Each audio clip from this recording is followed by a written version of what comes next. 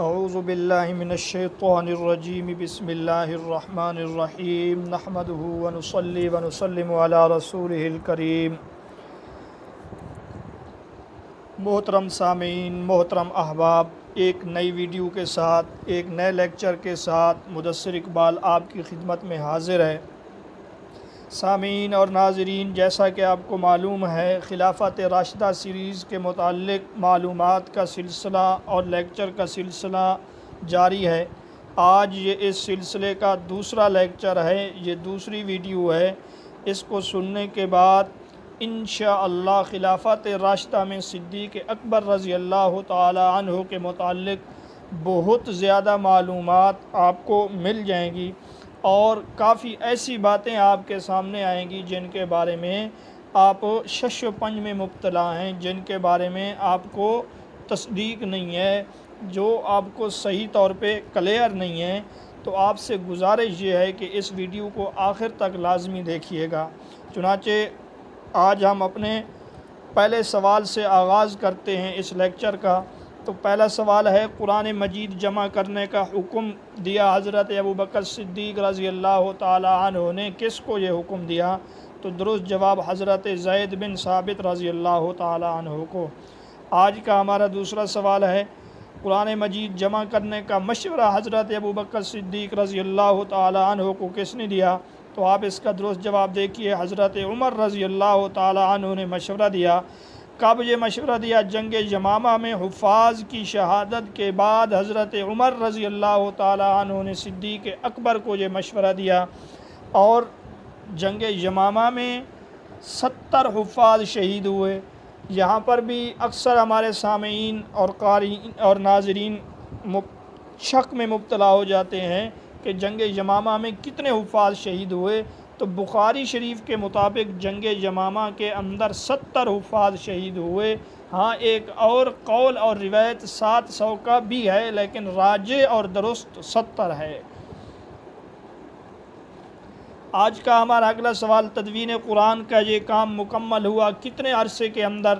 تو اس کا درست جواب 1 سال کے اندر حضرت زید بن ثابت رضی اللہ تعالی عنہ نے قرآن مجید کو، جو مختلف اجزاء میں، مختلف ٹکڑوں میں، مختلف چیزوں پر منقول تھا، لکھا ہوا تھا، ایک ہی جگہ پہ جمع کر دیا۔ آج کا ہمارا اگلا سوال، حضرت ابوبکر صدیق رضی اللہ تعالی عنہ ہیرا کے ذمیوں سے سالانہ جزیہ لیتے تھے؟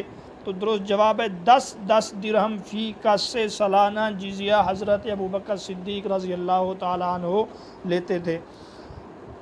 آج کا اگلا سوال، ہیرا کے 7000 ذمیوں میں سے جزیہ سے مستثنیٰ کتنے ذمی تھے؟ تو اس کا درست جواب 1000 ذمی 7000 ذمیوں میں سے جزیہ دینے سے مستثنیٰ تھے۔ آج کا ہمارا اگلا سوال، آپ رضی اللہ تعالی عنہ کی وفات کے بعد بیت المال سے کیا کچھ ملا، کتنا پیسہ ملا؟ تو اس کا درست جواب صرف 1 درہم۔ آپ رضی اللہ تعالی عنہ کی وفات کے بعد بیت المال سے صرف 1 درہم ملا۔ آج کا اگلا سوال، آپ رضی اللہ تعالی عنہ کے زمانہ میں مکہ کے گورنر کون تھے؟ تو درست جواب حضرت عتاب بن اسید رضی اللہ تعالی عنہ۔ آپ رضی اللہ تعالی عنہ نے انہی گورنروں کو برقرار رکھا جو رسول اللہ صلی اللہ علیہ وسلم کے زمانے میں تھے۔ آج کا اگلا سوال، جس دن آپ رضی اللہ تعالی عنہ کا انتقال ہوا، اسی دن آپ کے کون سے گورنر فوت ہوئے؟ تو اس کا جواب آپ ملاحظہ کر سکتے ہیں، حضرت عتاب بن اسید رضی اللہ تعالی عنہ عین اسی دن فوت ہوئے جس دن حضرت ابوبکر صدیق رضی اللہ تعالی عنہ فوت ہوئے تھے۔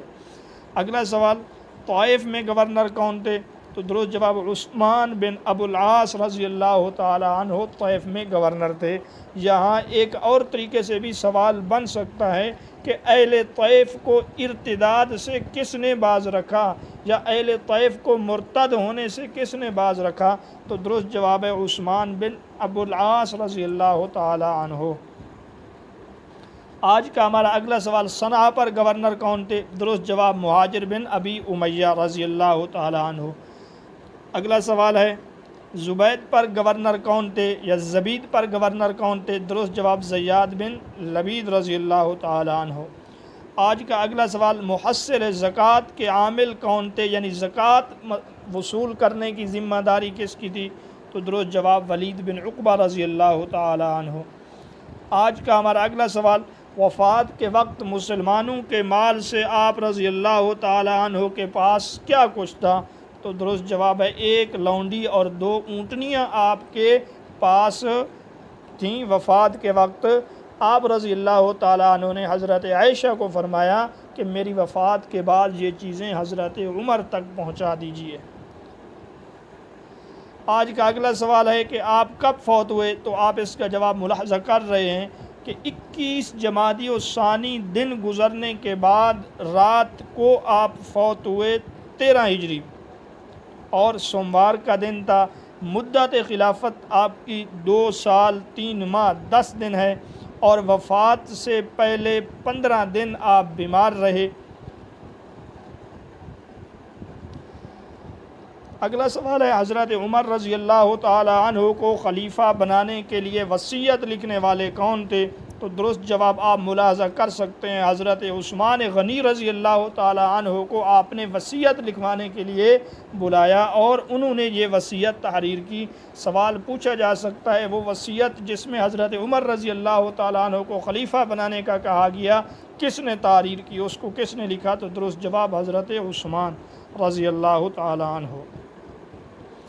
آج کا اگلا سوال کہ صحابہ کرام رضی اللہ تعالی عنہم اجمعین سے جب حضرت ابوبکر صدیق رضی اللہ تعالی عنہ نے حضرت عمر کے متعلق پوچھا، مشورہ طلب کیا، تو کس نے کیا رائے دی؟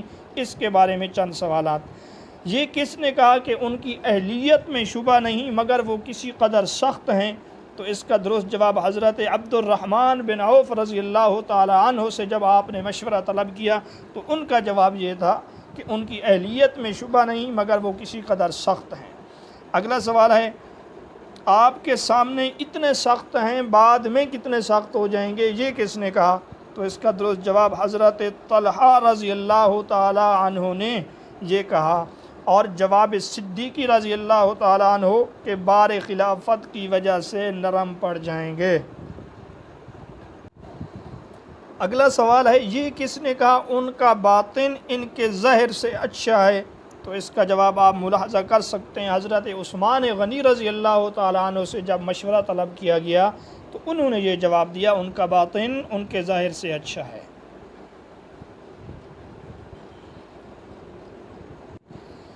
آج کا اگلا سوال ہے، امارت حج کا منصب کب تفویض ہوا، یعنی آپ امیر الحج کس سال بنائے گئے؟ تو اس کا درست جواب ہے 9 ہجری کو آپ صلی اللہ علیہ وسلم نے ان کو امیر الحج بنا کے بھیجا۔ 20 اونٹ رسول اللہ صلی اللہ علیہ وسلم نے قربانی کے لیے اپنی طرف سے ہمراہ کیے، 5 اونٹ صدیق اکبر رضی اللہ تعالی عنہ کے اپنے تھے۔ پوچھا جا سکتا ہے جب آپ امیر الحج تھے تو آپ نے کتنے اونٹ ذبح کیے یا کتنے اونٹ ساتھ لے کے گئے؟ تو درست جواب ہوگا 25۔ یہ بھی پوچھا جا سکتا ہے صدیق اکبر رضی اللہ تعالی عنہ نے اپنی طرف سے کتنے اونٹ ذبح کیے؟ تو جواب ہوگا 5۔ اور اگر سوال میں یہ پوچھا جائے آپ صلی اللہ علیہ وسلم کی طرف سے کتنے اونٹ آپ نے ہمراہ کیے؟ تو درست جواب ہوگا 20 اونٹ۔ آج کا اگلا سوال ہے کہ کس غزوہ میں آپ علم بردار تھے مسلمانوں کے؟ تو درست جواب ہے غزوہ بنی مصطلق میں لشکر اسلامی کے علم بردار حضرت ابوبکر صدیق رضی اللہ تعالی عنہ تھے۔ آج کا اگلا سوال، غزوہ تبوک گھر کا سارا مال جس غزوے میں آپ نے دے دیا اس مال کی کل مالیت کتنی دی؟ تو اس کا درست جواب 4000 درہم، یعنی 4000 درہم کے اس وقت آپ مالک تھے، وہ سارا کا سارا آپ صلی اللہ علیہ وسلم کے قدموں میں رکھ دیا۔ اور آپ صلی اللہ علیہ وسلم نے سوال اس انداز سے کیا، کیا چھوڑ آئے ہو؟ تو آپ نے فرمایا اللہ اور اس کے رسول کا نام چھوڑ کر آیا ہوں۔ اگلا سوال ہے کس سریہ کے اندر آپ امیر تھے؟ سریہ کہتے ہیں اس جنگ کو جس میں آپ صلی اللہ علیہ وسلم نے کسی کو امیر بنا کے بھیجا ہو اور آپ صلی اللہ علیہ وسلم نے بذات خود اس میں شرکت نہ کی ہو۔ تو درست جواب ہے سریہ وادی القریٰ کے امیر حضرت ابوبکر صدیق رضی اللہ تعالی عنہ تھے۔ آپ سے کل مرویات 142 ہیں۔ پہلے لیکچر میں بھی یہ بات میں بتلا چکا ہوں، اس کے بعد بھی کچھ احباب دوبارہ سوال کرتے ہیں۔ احباب یاد رکھیے، مرویات کا مقصد یہ نہیں کہ ان کو حدیثیں 142 یاد تھیں، اسی طرح مرویات کا مقصد یہ بھی نہیں کہ انہوں نے آپ صلی اللہ علیہ وسلم سے ٹوٹل احادیث 142 سنی ہیں، بلکہ مرویات کا مقصد یہ ہے کہ آپ سے آگے 142 روایات امت تک پہنچی ہیں۔ 142 روایات آپ سے آگے کتابوں میں منقول ہیں۔ 142 روایات آپ سے آپ کے شاگردوں نے، ان سے ان کے شاگردوں نے آگے نقل در نقل کرتے ہوئے ہم تک پہنچی ہیں، یہ مقصد ہے۔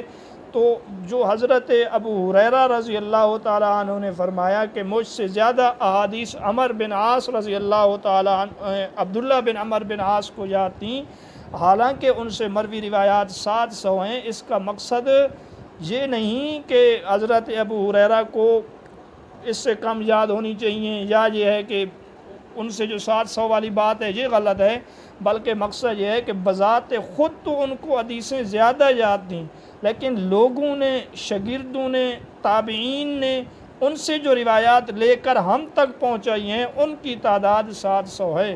اسی طرح اگر حضرت عائشہ رضی اللہ تعالی عنہ سے 2210 روایات مروی ہیں تو اس کا مقصد یہ نہیں کہ ان کو صرف 2210 احادیث ہی یاد تھیں یا اتنے ہی فرمان انہوں نے آپ صلی اللہ علیہ وسلم سے سنی ہیں، یقیناً اس سے زیادہ احادیث ان کو یاد تھیں۔